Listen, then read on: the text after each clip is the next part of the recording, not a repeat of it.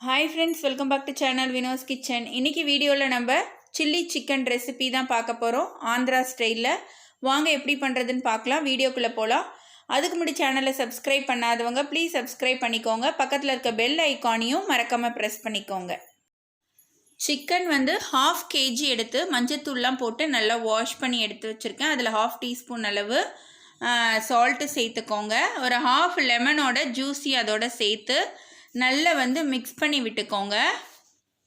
இப்போ இதை வந்து நம்ம ஒரு 1/2 hour வந்து ஊற வைக்கலாம். மூடி போட்டு மூடி ஒரு அரை மணி நேரம் நம்ம வந்து ஊற வச்சுக்கலாம். இப்போது மிக்சர் ஜாரில் வந்து ஒரு 7லேருந்து 8 பச்சை மிளகாய் சேர்த்துக்கோங்க. இது வந்து உங்கள் காரத்துக்கு தகுந்த மாதிரி தான். 8 முந்திரி பருப்பு சேர்த்துக்கோங்க. முழு முந்திரியாக சேர்த்துருக்கேன்.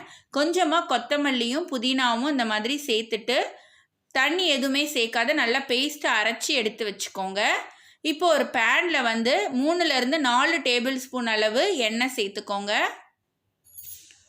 எண்ணெய் வந்து சூடானதுக்கப்புறம் அரை டீஸ்பூன் அளவு ஜீரகம் சேர்த்துக்கோங்க. பிரிஞ்சி இலை வந்து 2 சேர்த்துக்கோங்க.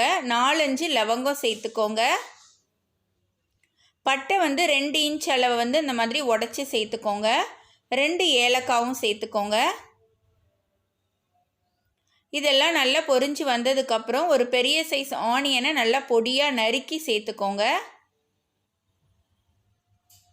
வெங்காயம் வந்து நல்லா கோல்டன் ப்ரௌன் கலர் வர வரைக்கும் நல்லா வதக்கி எடுத்துக்கோங்க.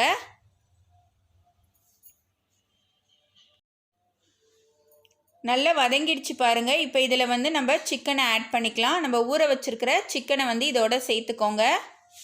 கூடவே இஞ்சி பூண்டு பேஸ்ட்டும் 1 டேபிள் ஸ்பூன் அளவு சேர்த்துக்கோங்க. இதை நல்லா கலந்து விட்டுட்டு நம்ம ஒரு 3 நிமிஷம் மீடியம் ஃப்ளேமில் வச்சு வேக வச்சு எடுத்துக்கலாம்.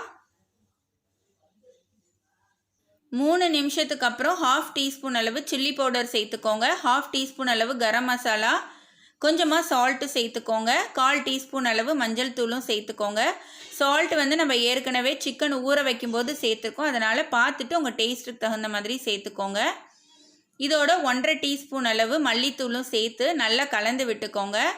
நம்ம அரைச்சி வச்சுருக்கிற பச்சை மிளகாய் முந்திரி பேஸ்ட்டை வந்து இப்போ இந்த ஸ்டேஜில் ஆட் பண்ணிக்கலாம். பச்சை மிளகாய் வந்து இதில் மெயினான இன்க்ரீடியண்ட்டுங்க. அதனால் நீங்கள் சில்லி பவுடரை வந்து கொஞ்சம் கம்மியாக கூட சேர்த்துக்கலாம். உங்களுக்கு காரம் அதிகமாக இருக்குது அப்படின்னு சொன்னால். நல்லா கலந்து விட்டுட்டு ஒரு 2 நிமிஷம் அப்படியே வந்து வேக விடுங்க. இந்த பச்சை மிளகாய் சேர்க்கறதுனால ரொம்பவே டேஸ்ட் வந்து வித்தியாசமாக இருக்கும். அவ்வளோ ஒரு நல்லா இருக்குங்க சிக்கனு. பாருங்கள், 2 நிமிஷத்துக்கு அப்புறம் நல்லா கலந்து விட்டுட்டு இப்போ நம்ம மூடி போட்டு மூடி ஒரு 10 நிமிஷம் வேக வச்சிடலாம். 10 நிமிஷத்துக்கு அப்புறம் பாருங்கள், சிக்கன் வந்து ஒரு 3/4 பதம் நல்லாவே வெந்து வந்துருச்சு. இந்த மாதிரி கலந்து விட்டுட்டு இப்போ நம்ம தண்ணி சேர்த்துக்கலாம். உங்கள் கிரேவி கன்சிஸ்டன்சிக்கு தகுந்த மாதிரி நீங்கள் தண்ணி சேர்த்துக்கோங்க. நான் ஒரு 1/2 கப் அளவு தண்ணி சேர்க்குறேன். நல்லா இந்த மாதிரி கலந்து விட்டுட்டு நல்லா கொதிக்க விடுங்க. நல்லா கொதித்து வந்ததுக்கப்புறம் ஒரு பச்சை மிளகாயை வந்து பொடியாக நறுக்கி அதோடு சேர்த்துக்கிறேன். இது வந்து டேஸ்ட் வந்து ரொம்பவே நல்லாயிருக்கும். திரும்ப மூடி போட்டு மூடி ஒரு 5 நிமிஷம் நல்லா வேக வச்சுருங்க. 5 நிமிஷத்துக்கு அப்புறம் பாருங்கள், நம்மளோட கிரேவி கன்சிஸ்டன்சிக்கு வந்துருச்சு. சிக்கன் எல்லாமே நல்லா வெந்துருச்சு. ரொம்பவே டேஸ்ட்டாக நம்மளோட சில்லி சிக்கன் வந்து ரெடி ஆயிடுச்சு. மேலே வந்து இப்போ கொத்தமல்லியை பொடியாக நறுக்கி சேர்த்து நம்ம சர்வ் பண்ண வேண்டியதான். இந்த சில்லி சிக்கன் வந்து சாதத்தோட, சப்பாத்தியோட, தோசையோடலாம் சேர்த்து சாப்பிடும்போது ரொம்பவே நல்லாயிருக்கும். ஃப்ரைட் ரைஸ், பிரியாணி இது மாதிரி கூட சேர்த்து நீங்கள் சாப்பிட்லாம். கண்டிப்பாக இந்த ரெசிபியை நீங்களும் வீட்டில் ட்ரை பண்ணுங்கள். உங்களுக்கு இந்த ரெசிபி பிடிச்சிருந்ததுன்னா லைக் பண்ணுங்கள், ஷேர் பண்ணுங்கள். எப்படி இருந்துச்சுன்னு எனக்கு மறக்காமல் கமெண்ட் பண்ணுங்கள்.